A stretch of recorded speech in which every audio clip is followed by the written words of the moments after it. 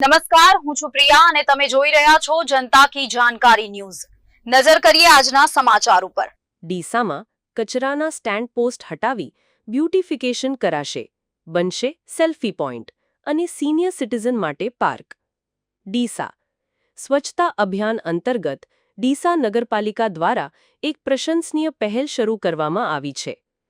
શહેરમાં જ્યાં કચરાના સ્ટેન્ડ પોસ્ટ હતા તેવી 10થી વધુ જગ્યાઓને હવે બ્યુટિફાઈ કરીને સુંદર સ્થળો બનાવવામાં આવશે।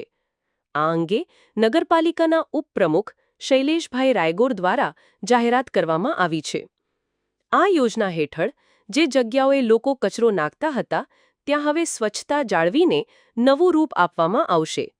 દરેક જગ્યાએ સુંદર વોલ પેઇન્ટિંગ, બ્લોક પેવિંગ અને બાકડા મૂકવામાં આવશે, જેથી લોકો અને ખાસ કરીને સિનિયર સિટીઝન્સ આરામથી બેસી શકે।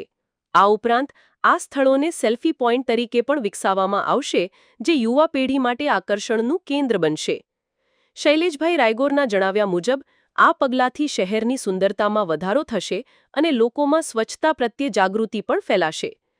કચરાના ઢગલાથી ભરાયેલી જગ્યાઓ હવે શહેરના સૌંદર્યને વધારનારા સુંદર સ્થળોમાં પરિવર્તિત થશે, જે ડીસા શહેર માટે એક નવી ઓળખ ઊભી કરશે।